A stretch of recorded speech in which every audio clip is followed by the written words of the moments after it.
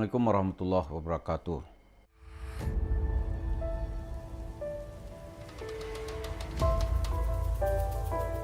Pemirsa, ini ada dua cara berpikir Yusuf Mansur dan orang-orangnya, kemudian masyarakat yang teraniaya akibat perbuatan Yusuf Mansur. Yusuf Mansur melihat umat Islam ini adalah pasar untuk meraih keuntungan. Dengan paketnya yang bernama sedekah, dengan paket yang bernama investasi, dengan paket yang bernama tabung tanah, dengan paket yang bernama umrah merdeka. Lalu dari semua cerita itu dielaborasi dengan yang namanya pay trend. Dari pay trend ini kemudian uangnya dikeluarkan, dialihkan ke tempat-tempat lain yang dirasa oleh Yusuf Mansur aman. Maka semua caranya tadi itu sangat wajar kalau itu hanya membuahkan kebangkrutan. Karena memang semua itu dirancang oleh Yusuf Mansur untuk bangkrut. Atau semua itu dirancang untuk cerita-cerita aja. Misalnya investasi batu bara gitu. Kenapa jemaah masjid kota wisata itu sangat kesal sekali gitu. Karena uangnya tidak pernah dipakai untuk berbisnis batu bara. Jadi begitu uang masuk melalui Baitul Mal wa Tamwil itu, dari situ kalau ditelusuri uangnya mulai mengalir kemana-mana. Coba aja dicek kalau nggak percaya. Dari cerita-cerita investasi. Kemudian bagaimana cerita tabung tanah gitu. Tabung tanah itu dengan setel yakinnya Yusuf Mansur menjanjikan perubahan nasib. Sebagaimana iblis yang mencoba menjerumuskan manusia berjanji untuk kebaikan kepada calon mangsanya. Maka terseretlah hampir 100.000 TKW Hong Kong gitu. Tapi petualangan Yusuf Mansur terus berlanjut gitu. Jadi ke atas dia memaki-maki Tuhan,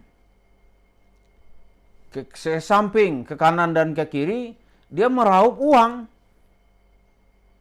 Nanti dia bilang silakan aja Tuhan yang bekerja gitu. Begitu pola berpikirnya Yusuf Mansur. Karena itu dengan pola seperti ini dia mendapatkan uang banyak. Ya, jumlah banyak itu bisa kita sebut ya kalau miliaran bagi sementara orang mungkin banyak, tapi tidak bagi Yusuf Mansur. Bagi banyak orang dengan berdecak kagum dia bisa mengumpul uang triliunan. Tapi Yusuf Mansur melihat itu bukan sebuah akhir dari suatu petualangan. Dia terus mencari gitu. Dikumpulkan dan dikumpulkan. Rumusnya itu tadi, seperti diceritakannya kepada Pak Iqbal yang diwawancara oleh Pak Darso, ini adalah lahan ji. Ini orang-orang ini harus dipelorotan duitnya. Kalau enggak ya di mata Yusuf Mansur dia tidak akan mendapatkan apa-apa. Nah itu satu dari sisi Yusuf Mansur. Sekarang bagaimana sisi dari orang-orang yang dirugikannya? Suatu kali saya berjumpa dengan Pak Sulhan dan beberapa orang di Hotel City. Pak Sulhan ini merasa dia sudah dirugikan gitu. Karena pembayaran tanahnya tidak pernah diselesaikan secara baik. Bahkan dia sudah meminta berkali-kali, mengajukan surat, malah dijawab oleh Yusuf Mansur dengan tindakan somasi hukum. Satu kali saya bertanya, ya kok hotel nggak maju ya, padahal kan fisiknya bagus. Apa jawabannya?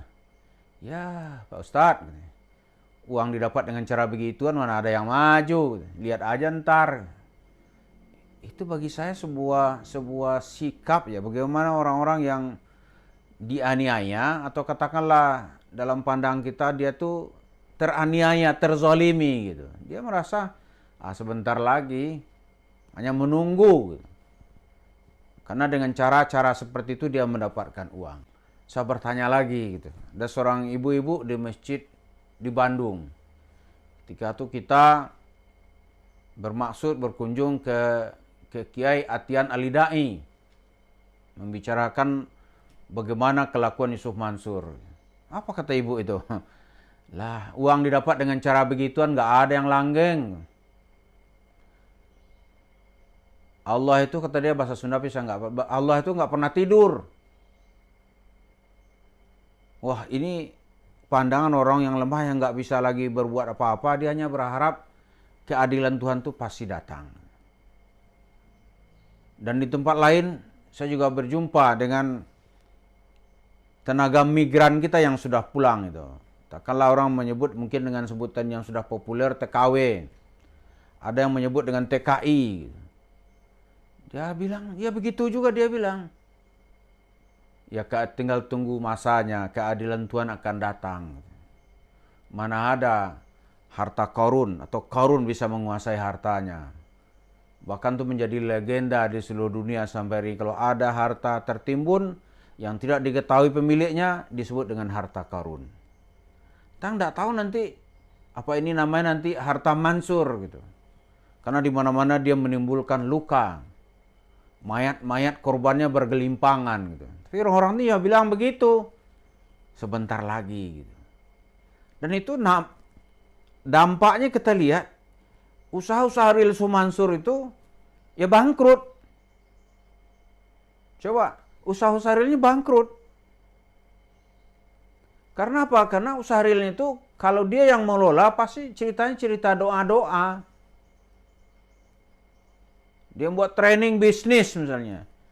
Dipikir orang nih oleh apa nih remaja Masjid Al-Azhar, saya itu berpikir ini paling teori baru dalam dunia bisnis.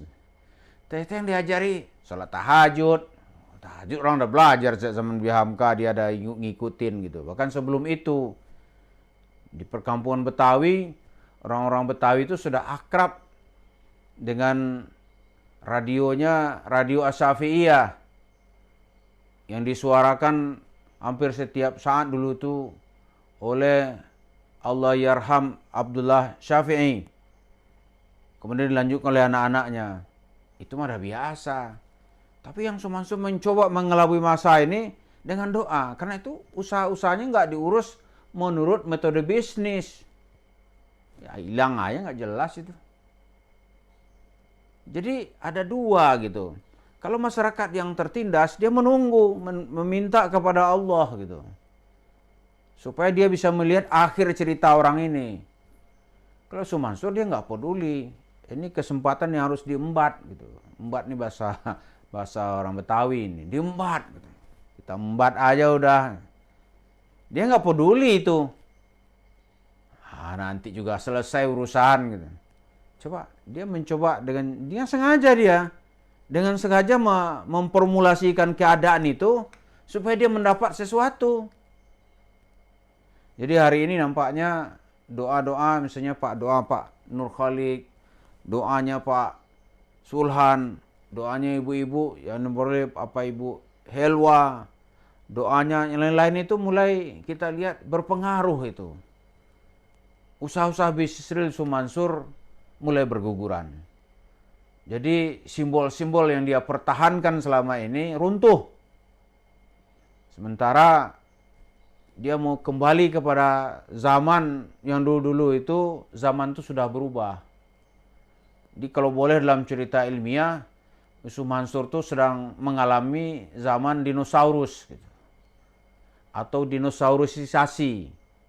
Jadi dulu dinosaurus itu sangat berkuasa di bumi, terjadi perubahan, dia masih seperti itu, maka dia akan mengalami kepunahan. Mari kita lihat apakah kita semua ini nanti masih bisa melihat kepunahan Yusuf Mansur. Terima kasih. Assalamualaikum warahmatullahi wabarakatuh.